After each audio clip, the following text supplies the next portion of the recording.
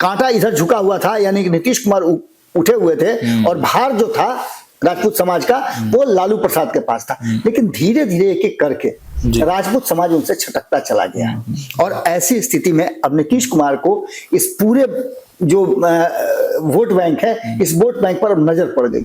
ऐसी स्थिति में राबड़ी देवी की पूरी सरकार जो दोनों बार, एक बार तो आधे में ही चली और दूसरी पूरी सरकार, उस सरकार को बनाने से लेकर के और सरकार चलाने तक का जगता बाबू एक एक मिनट का रखते थे रिपोर्ट। तो रामा सिंह का भी नजर आया होगा। रामा सिंह की पत्नी आज भी विधायक हैं, लेकिन रामा सिंह जब राष्ट्रीय जनता दल में गए, उन्होंने टिकट का इच्छा थी उनकी कि टिकट हमको मिलता, उनसे वादा भी किया गया था, लेकिन अंततः उनको टिकट नहीं दिया गया, जिससे उनकी नाराजगी थी। यही बात खत्म नहीं होती है। सुनील सिंह, जिसकी चर्चा कर रहे हैं कि सुनील सिंह धर्म भाई भी हैं राबड़ी देवी के, इतना बहुत बेहतरीन उनका रिश्ता है, संबंध है, और सबके सामने सुनील सिंह की सदस्यता चली गई। किसी ने कुछ भी नहीं बोला और किसी ने जुबान से एक शब्द कहना भी उचित नहीं समझा, किसी ने कुछ नहीं कहा। तो उसके पीछे का कारण था कि नीतीश कुमार से कोई रिश्ता खराब करना नहीं चाहता था। हालांकि उसी मामले में एक सज्जन जो थे और शोएब उन्होंने माफी मांग करके अपना काम, लेकिन राजपूत थे, ये अपना राजपूती दिखाने लगे। नोरमा ग्रुप, जो सोचता है वो करता है, आपके अपने सपनों का आशियाना।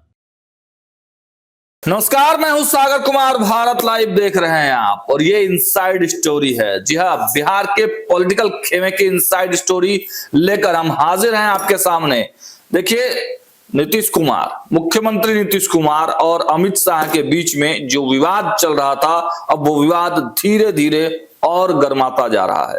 भले ही संजय झा के आवास पर उस दूरी को कम करने का प्रयास किया गया और सीटों के बंटवारे पर ऐसा फॉर्मूला दिया गया जिससे मुख्यमंत्री नीतीश कुमार खुश हो जाएं, लेकिन मुख्यमंत्री नीतीश कुमार तो हर हाल में ऐसा पेंच लगाना चाहते हैं, ऐसा सिस्टम उन्होंने बनाया है ताकि भारतीय जनता पार्टी और तमाम जो एनडीए के घटक दल हैं वो मिलकर भाजपा के महाराष्ट्र वाला खेला न कर पाए। उसी फॉर्मूले पर आज बातचीत होगी और नीतीश कुमार ने महाराष्ट्र वाले खेला से बचने के लिए नया प्लान आर बना लिया है। कौन सा ऐसा प्लान है, कौन सा प्लान आर है, सीधे बाबा के पास चलते हैं। बाबा, नीतीश कुमार ने इन सब झमेलों से बचने के लिए प्लान आर बनाया है, क्या है ये प्लान आर? देखिए, युद्ध में आप अक्सर देखे होंगे कि रणनीतियां बनाई जाती हैं और उसी के तहत युद्ध लड़ा जाता है। अगर आपके सामने वाले के पास भी वही हथियार है तो आप फिर किसी दूसरे हथियार का इजाद करना शुरू कर देते हैं। बिल्कुल। 2024 के चुनाव में आपने देखा होगा कि जो नीतीश कुमार के विरोधी खेमे के लोग थे, वो नीतीश कुमार के लौकुश समीकरण पर जबरदस्त प्रहार कर रहे थे जी। और बिना आप समीकरण के, बिना वोट बैंक के आप चुनाव नहीं जीत सकते हैं। आपको अपने वोट बैंक को अपने पास बचा करके रखना होगा और वोट बैंक के लोगों को समझाना पड़ेगा। जातीय समीकरण का बनना और जातीय समुदाय का अलग अलग खेमे में बट जाना, ये इसी का नतीजा है। लोकतांत्रिक प्रक्रिया में दो पक्ष होता है, एक सत्ता और एक विपक्ष जी। एक व्यक्ति किसी खास को पसंद करता है, एक नापसंद करता है। हाँ। लोकतांत्रिक प्रक्रिया में यही ना होता है। 51 लोग जिसको वोट देते हैं वो जीतता है, 49 लोग जिसको वोट देते हैं वो हार जाता है। हाँ। लेकिन काम सबका होता है।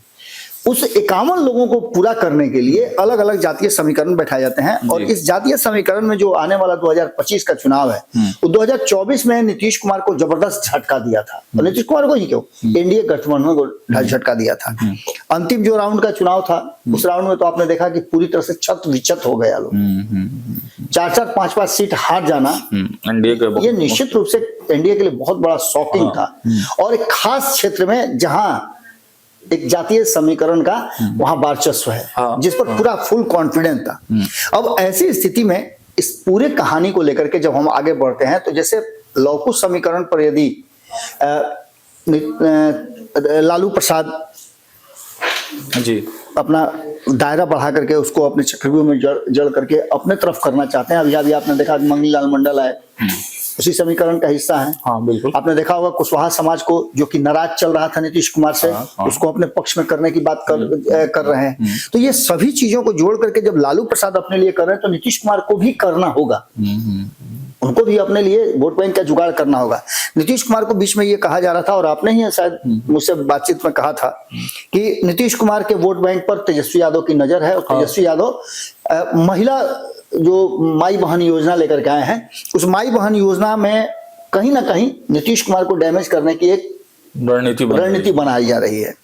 ये सभी चीजें आप देख रहे हैं, 2025 का चुनाव भी सर पे है जी जी। तो उसको लेकर के जहां एक तरफ आप किसी के वोट बैंक में, वोट बैंक तो आप लिमिटेड है, वोट बैंक को तो आप फिर जिस तरह से सीट नहीं बढ़ा सकते वोट बैंक नहीं बढ़ा सकते। जातीय समीकरण आपके सामने है कि किस जाति को कितना वोट बैंक है, तो इस आधार पर उस जातीय समूह को अपने पक्ष में करने के लिए तैयारियां शुरू हो रही हैं। आप बीच में सुना होगा जब नीतीश कुमार इस खेमे में आ रहे थे, एनडीए में आने की तैयारी कर रहे थे 2024 में, तो एक बहुत बड़ी बात हुई थी, छोटी घटना बहुत बड़ी हो गई थी। सदन में ठाकुर के कुआं का जिक्र हुआ था।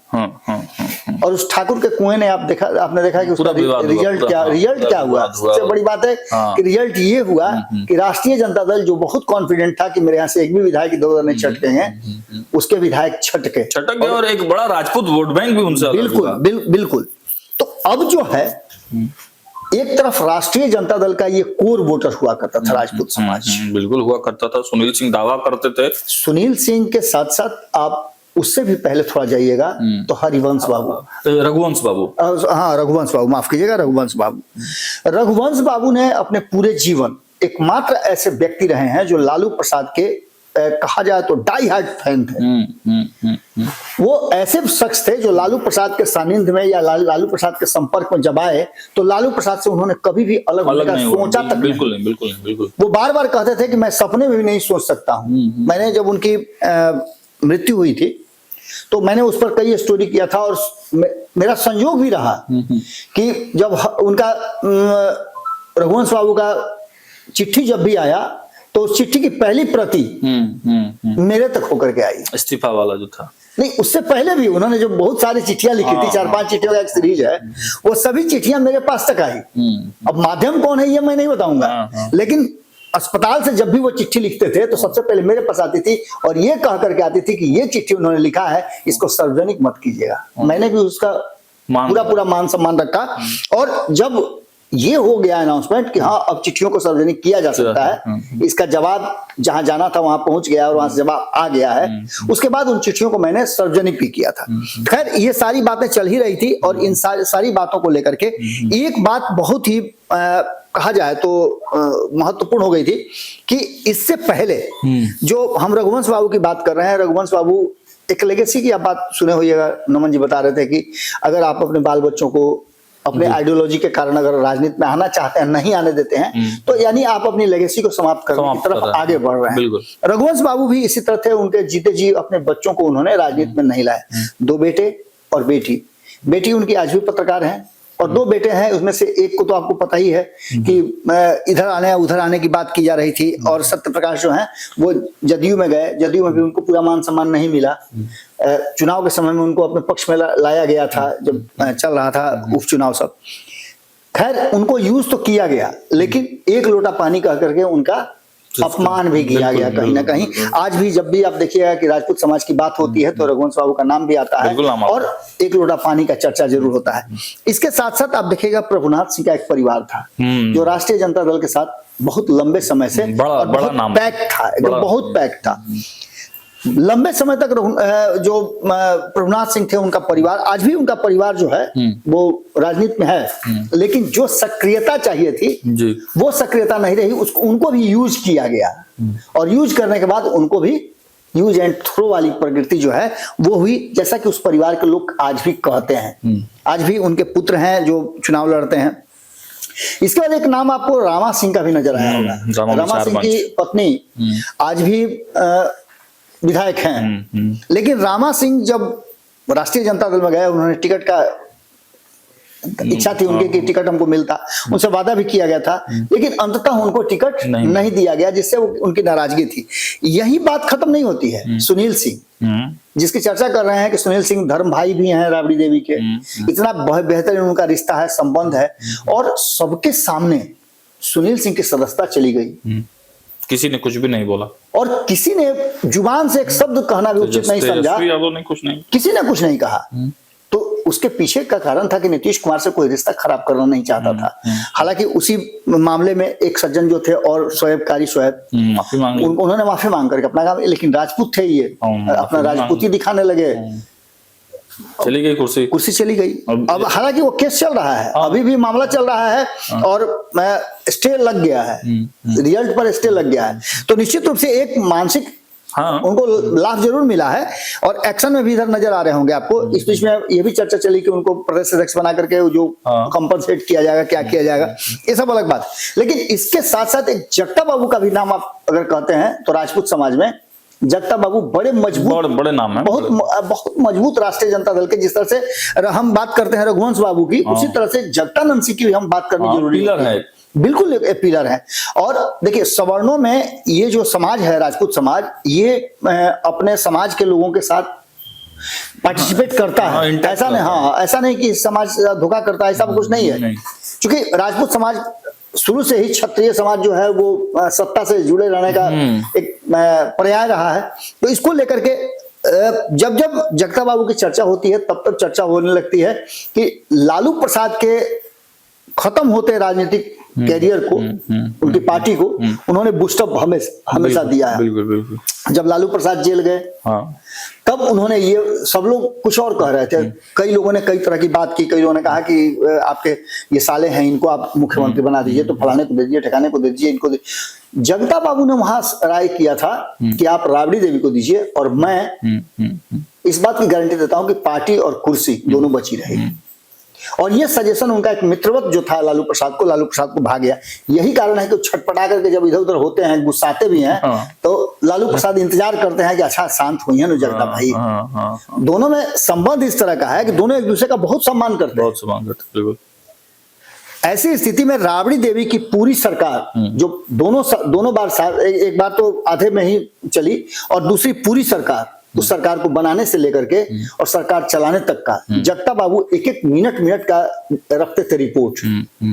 कौन इंटरव्यू देगा, किस तरह से इंटरव्यू देंगे, कैसे राबड़ी देवी को ट्रेंड किया जाए राजनीति में, कैसे फाइल्स उनके पास मंगा करके फाइल पर समझा करके उनको साइन कराया जाए, कैसे काम को निष्पादित कराया जाए। ये सभी चीज आज राबड़ी देवी, किसी की जरूरत नहीं है, राबड़ी देवी खुद स्वतः ही अपना सारा काम करती हैं। तो एक ये जगता बाबू जो कि समर्पित लोगों में से एक हुआ करते थे, जिसका आपने देखा होगा कि अपने पुत्र के खिलाफ भी जगता बाबू कई बार चुनाव में हुए हैं। उनके पुत्र एक बार भारतीय जनता पार्टी से चुनाव लड़े थे, सुधाकर, उनके खिलाफ उन्होंने चुनाव प्रचार किया था। अब जब वर्तमान परिस्थिति बनी है कि जगता बाबू और सुधाकर सिंह जिस तरह से ह्यूमिलिएट हुए, पूरा उनको मैंने एक दंश झेलना पड़ा। जब नीतीश कुमार आ रहे थे तब जगता बाबू का मानना यह था कि नीतीश कुमार के साथ यदि कोई समझौता अब हम करें तो मुख्यमंत्री की कुर्सी मिलनी चाहिए हमें, और नहीं तो गृह विभाग हमें मिलना चाहिए। ये दोनों में से कुछ भी नहीं मिला और इससे वो काफी नाराज थे। दूसरी बार आपने देखा होगा कि जब अभी 4 सीटों का जो उपचुनाव हुआ उसके बाद से जगता बाबू नजर नहीं आ रहे हैं। यानी कि राजपूत समाज में ये जो एक बड़ा औरा बना था राष्ट्रीय जनता दल में, वो धीरे धीरे उसका क्षरण हो रहा है। लेकिन इसके साथ साथ एक और बड़ी बात हुई थी कि 2020 के चुनाव में एक बड़ा इनिशिएटिव लिया था तेजस्वी यादव ने और कुछ युवाओं को जोड़ने का काम किया था, जिसमें चेतन आनंद थे। चेतन आनंद थे, आनंद मोहन के पुत्र थे, लवली आनंद के पुत्र थे। उनके भी माता और पिता दोनों सांसद रह चुके हैं। बिल्कुल।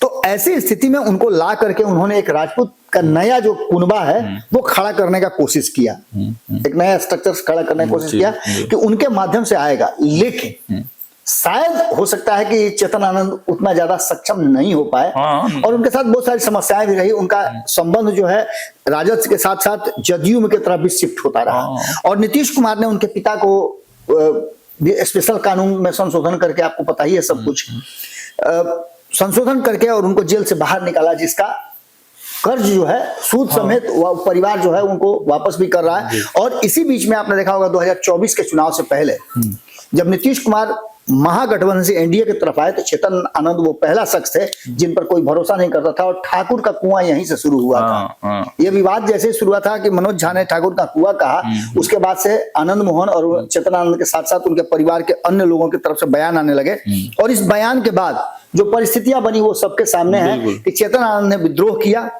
और एनडीए खेमे में आ गए। अब ये पूरी कहानी जो है यहाँ पर आप देख रहे होंगे कि ये पलड़ा था। इस पलड़े पर ये जो है कांटा इधर झुका हुआ था, यानी कि नीतीश कुमार उठे हुए थे और भार जो था राजपूत समाज का वो लालू प्रसाद के पास था। लेकिन धीरे धीरे एक एक करके राजपूत समाज उनसे छटकता चला गया और ऐसी स्थिति में अब नीतीश कुमार को इस पूरे जो वोट बैंक है, इस वोट बैंक पर अब नजर पड़ गई। आपने देखा होगा कि हाल फिलहाल में दो राजपूतों के कार्यक्रम हुए। हाँ, हुए। दोनों एक दूसरे के विरोधी हैं और नीतीश कुमार दोनों में बड़ी सहजता के साथ गए। सुनील सिंह को एक बार फिर से देखिएगा, उधर एक्टिव जब कर लिया गया है उसके बाद से इधर का एक्शन बढ़ गया है। मतलब आप देख लीजिए कि लवली आनंद से लेकर के आनंद मोहन तक, आनंद मोहन से लेकर के चेतन आनंद तक, चेतन आनंद से लेकर के उनके भाई तक और भाई से लेकर बहन तक, सब एक्टिव। आप तो उसमें गए ही थे। हाँ, मैं भी तो उनके यहाँ गया ही था, इंटरव्यू भी किया था ना। इस बीच में बता रहे हैं आपको कि राजपूतों का एक बड़ा कुनबा जो है वो इस तरफ शिफ्ट कराने के लिए, यानी एनडीए की तरफ या जदयू की तरफ शिफ्ट कराने के लिए पूरी तैयारी चल रही है। भारतीय जनता पार्टी भी राजपूत समाज के कुछ नेताओं को अपने पास रखती है, लेकिन कालांतर में जब उनको टिकट नहीं मिलता है, हार जाते हैं, बहुत तरह की बातें सामने आती है, उसको लेकर के विद्रोह भी होते रहे हैं। राजनर सिंह का आपको मालूम ही होगा, 2020 में 2015 में हार गए, 2020 में जो है उनको टिकट नहीं मिला, इसके चलते वो विद्रोह करके, और आपको पता ही है कि लोक जनशक्ति पार्टी से विद्रोही बन करके लड़े थे चुनाव। तो ये सभी चीजें होकर के दो ही जगह पावर शिफ्टिंग राजपूतों का हो रहा है। एक तो राष्ट्रीय जनता दल के भीतर था जो कि अब शिफ्ट होकर के जदयू की तरफ जा रहा है, और आनंद मोहन के साथ साथ संजय सिंह को भी आपने देखा होगा कि संजय सिंह लंबे समय से, चाहे वो महाराणा प्रताप के नाम से हो या अन्य किसी भी तरह से हो, मूर्ति भी स्थापित करवाया उन्होंने नीतीश कुमार से। यानी कि राजपूत समाज जो है उनके साथ भी बहुत सारे लोग हैं, छोटू सिंह की बात कर लीजिए या फिर और भी कई लोग हैं, ओम प्रकाश सेतु हैं, ये सारे लोग जो हैं कहीं ना कहीं वो उस टीम का हिस्सा हैं जो राष्ट्रीय जनता दल से जदयू के तरफ मूव करवा रहे हैं, आर को शिफ्ट कर रही है, राजपूत समाज को शिफ्ट करा रही है। और इसके लिए कहीं ना कहीं नीतीश कुमार जो है वो पूरी की पूरी तैयारी कर रहे हैं। और नीतीश कुमार की इस तैयारी में एक बात तो साफ साफ नजर आ रहा है कि नीतीश कुमार इस में सफल होते हुए नजर आ रहे हैं। आपने पटना में भी देखा कि वो खुद ही गए हैं। हाँ, खुद गए। दिल्ली में आपने दही चूड़ा भोज देखा, वहां आपने देखा होगा कि लवली आनंद सबसे फ्रंट पे वहां लीड कर रही थी। चेतन आनंद काफी एक्टिव नजर आ रहे थे और उनके यहाँ भी बड़ी संख्या में जदयू के लोग गए हुए थे, मंत्री आवास मिला हुआ जी। इसके बाद आप संजय सिंह वाला मामला देखे होंगे। संजय सिंह के यहाँ खुद अशोक चौधरी से लेकर के विजय चौधरी और सारे लोग वहां पहुंचे हुए थे उस कार्यक्रम में। सब लोग अपना समय निकाल करके नीतीश कुमार पहुंचे थे। इसका सीधा सा मतलब है कि नीतीश कुमार को भी ये लग रहा है कि जो 2024 के चुनाव में, चाहे वो औरंगाबाद हो, आरा हो, काराकट हो, बक्सर हो या फिर जहानाबाद हो, ये सारे क्षेत्र जो है कहीं ना कहीं राजपूत से प्रभावित क्षेत्र हैं। बक्सर राजपूत ही जीते, राजपूत प्रभावित क्षेत्र है। उससे पहले सुधाकर सिंह से पहले उनके पिता भी वहां से जीत चुके हैं, यानी ब्राह्मण और राजपूत में वहां टक्कर चलता है। दूसरा, अगर काराकट की बात करें तो यहाँ के हार का कारण आपको पता ही है कि राजपूतों के कारण यहाँ एनडीए की हार हुई है, उपेंद्र कुशवाहा यहाँ हारे हैं। इसके बाद आरा की बात, तो काराकट का प्रभाव आरा में भी रहा, बिल्कुल रहा। काराकट में आपने कुशवाहा को हराया तो कुशवाहा ने यहाँ आरा में आपको हरा दिया। इसके बाद औरंगाबाद की बात करें तो ये तो सबसे ज्यादा मैंने चिंता का विषय था। ये भी चित्तौड़गढ़ कहा जाता था राजपूतों का, कभी नहीं हारा था। सो मैंने दो ही परिवार के अंदर में ये पूरा रहा औरंगाबाद। और स्थिति ये हो गई कि यहाँ भी आपको हारना पड़ा, यानी जातीय समीकरण के आधार पर राजपूतों ने आपके साथ विद्रोह किया, चाहे वो किसी रूप में विद्रोह किया हो, पवन सिंह के रूप में विद्रोह किया हो या फिर आपने सुशील सिंह को टिकट दे दिया हो जिनका विरोध चल रहा था उसके चलते हो, या फिर आरके सिंह बेहतर काम भले ही कर लिए हो लेकिन लोकल नहीं थे इसके चलते हो। ये सारी परिस्थितियां घुमा फिरा करके जहां पहुंच रही हैं और जिस तरह की परिस्थितियां पैदा हो रही हैं वो साफ साफ बता रही हैं कि नीतीश कुमार लालू प्रसाद से छीन करके जो रघुवंश बाबू का जो लेगेसी था उस लेगेसी को अपने तरफ शिफ्ट कराने में सफल होते नजर आ रहे हैं। लेकिन कई चूक उनसे भी हुई है। अगर आज रघुवंश बाबू के बेटे को उन्होंने फ्रंट में रखा होता तो निश्चित रूप से एक बड़ा आइकॉन के रूप में देखा जाता और बार बार ये कहा जाता कि ये रघुवंश बाबू के बेटा है, तो राजपूत समाज कहीं ना कहीं सिंपैथी जरूर लेकर के आता। खैर, इन सारी बातों के साथ साथ जब राजपूत समाज की बात होती है, सवर्णों में एक बड़ा समाज है जो अगर शिफ्ट होकर के राष्ट्रीय जनता दल से नीतीश कुमार की तरफ आ गया, तो नीतीश कुमार का जो 15% का वोट बैंक है, और उसमें जो थोड़ा सा आप देखिए, कभी कभी होता क्या है कि बिस्किट का पैकेट लीजिएगा ना, तो उसमें से एक बिस्कुट झाड़ा हुआ रहता है, तो झाड़ा हुआ बिस्कुट अंदर गिरा रहता है, लेकिन प्रत्यक्ष में उस सब बाकी के बिस्कुट का जो लाइन है ना, उससे थोड़ा अलग दिखता है। बिल्कुल, माने उसको कॉम्प्लेक्स फील होता है कि अरे हम तो टूटल है। उसी तरह से कहीं ना कहीं राजपूत समाज भी अब जिस तरह से राष्ट्रीय जनता दल में आपने देखा, पहले भूमिहारों के साथ, उसके बाद राजपूतों के साथ, हालांकि शुरुआत तो राजपूतों से ही हुआ था, सुधाकर सिंह को मंत्रिमंडल से जिस तरह से निकलना पड़ा, उस बात को लेकर के हो, या फिर और भी कई ऐसी बातें नजर आई थी जिसको लेकर के राजपूत समाज जो है वो शिफ्ट होना चाह रहा था, अपने लिए जगह खोज रहा था, स्पेस खोज रहा था, और नीतीश कुमार के पास रह करके उसे भी लगता है कि वो कहीं ना कहीं भारतीय जनता पार्टी और एनडीए का ही मदद कर रहा है, नरेंद्र मोदी का ही मदद कर रहा है। तो ऐसी स्थिति में यहाँ सेफ जोन उसको मिल रहा है, टिकट भी नीतीश कुमार देने के लिए तैयार हैं और सम्मान भी देने के लिए तैयार है। बाबा वशिष्ठ नारायण के जो बेटे हैं उनको राजनीति में लाने की बात कर रही है, तो वो भी बिल्कुल बड़े राजपूत ये सबसे देखिए, इस बात की चर्चा मैं इसलिए नहीं कर रहा था कि वशिष्ठ बाबू की चर्चा जब होगी ना, तो सीधे सीधे निशांत की चर्चा हो जाएगी, क्योंकि वशिष्ठ बाबू और नीतीश कुमार में जो रिश्ता रहा है वही प्रशांत और निशांत का रिश्ता भी देखने को मिल रहा है। हमारे ही चैनल पे जो बातें सामने आई थी, और राजपूतों के एक बड़े नेता होते हुए वशिष्ठ नारायण सिंह ने जिस तरह से चीजों को जोड़ के रखा था, जिस तरह से वो पार्टी को गाइड कर रहे थे, हालांकि जातिगत नहीं है, बिल्कुल नहीं, उनके साथ सबसे बड़ी बात ये हुई ना कि वो पार्टी को एक सूत्र में पिरोने के लिए कभी जातीय राजनीति नहीं की है। हाँ, बिल्कुल नहीं किया। राजपूत समाज के होते हुए जातीय राजनीति उन्होंने नहीं किया, ना किसी राजपूत समाज के लोगों को कहा कि आइए मेरे साथ बैठिए। सर्व समाज के नेता हुआ करते थे। आज भी उनके यहाँ अगर जाकर के आप देखिएगा कि शाम में जब उनके यहाँ 4 लोग मिलने जाते हैं, तो उसमें से आप राजपूत समाज से ज्यादा अन्य समाज के लोगों को देखिएगा। मैं जानता हूँ कई लोगों को, अभी कुशवाहा जो छोड़े हैं, रामेश्वर कुशवाहा ने छोड़ा है, तो वो भी गए थे वहां। अच्छा, उनका अक्सर उनसे सानिध्य था, उनसे आशीर्वाद लेने जाते थे। इसके अलावा भी कई लोगों को मैं जानता हूँ, प्यार से लोग दादा बोलते हैं।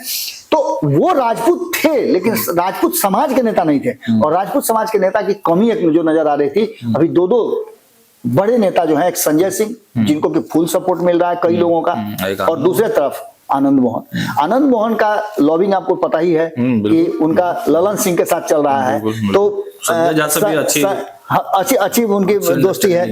दूसरी सबसे बड़ी बात कि जो आपके संजय सिंह हैं, इनकी दोस्ती अशोक चौधरी से है और बाकी के लोगों से है। तो खैर नीतीश कुमार को चाहे जहां से भी मिले, जिस खेमे से मिले, राजपूत समाज का सपोर्ट मिलना शुरू हो चुका है। अगर ये होता है तो प्लान आर जो है वो नीतीश कुमार को आने वाले 2025 के चुनाव में 2024 से बेहतर परिणाम दिला सकता है, इसमें कोई दो राय नहीं है। और इन चीजों को समेटा जा सकता है। आपने देखा होगा कि इधर भारतीय जनता पार्टी ने, और भारतीय जनता पार्टी के एक बड़े नेता है, उन्होंने इतना सब कुछ होने के बाद आरके सिंह सिन्हा अपनी उनकी पार्टी में नजर आए थे, पवन सिंह। तो इसको लेकर के भी चर्चाएं चल रही कि राजपूतों को अपने पक्ष में रखने के लिए, पवन सिंह की पत्नी को चल रहा है कि चुनाव लड़ाया जा सकता है, नीतीश कुमार की तरफ से है। कविता सिंह की बात आप कर लीजिए ना, कविता सिंह भी अभी पेंडिंग में है, सेंटिंग पोस्ट में है।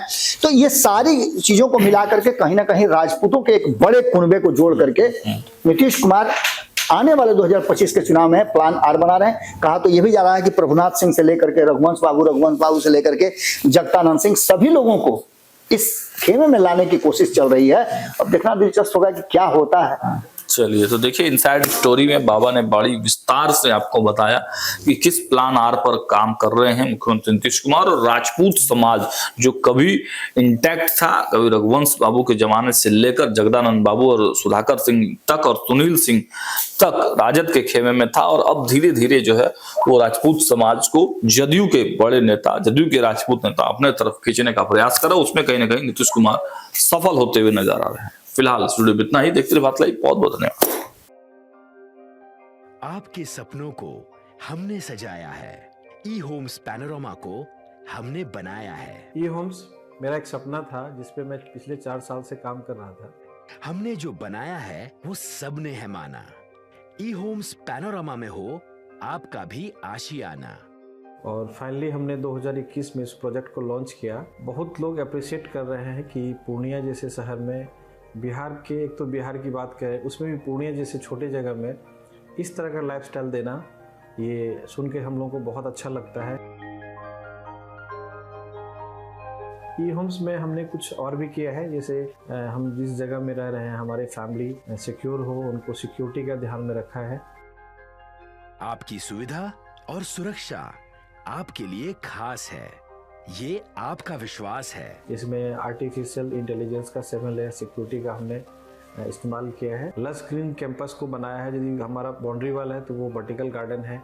ये जितनी भी फैसिलिटी होता है एक इंटरनेशनल टाउनशिप में ई होम्स है, ये हम लोग विश्वास नहीं कर पा रहे हैं। जो भी हमारे मित्र दोस्त या जो भी हमारे बाहर के बाहर आते हैं तो हम लोगों को बहुत अच्छा सुनने को मिलता है और बहुत अच्छा क्रेडिट मिल रहा है। वो सारा हमने सिर्फ एक बिल्डिंग नहीं बनाया, हमें एक बहुत अच्छा लाइफस्टाइल दिया ई होम्स में, और मेरा एक सपना था जिसको मैं आज फुलफिल होते हुए देख पा रहा हूँ। ये आपका आवास है। ई होम्स पैनोरामा में अब आपका निवास है।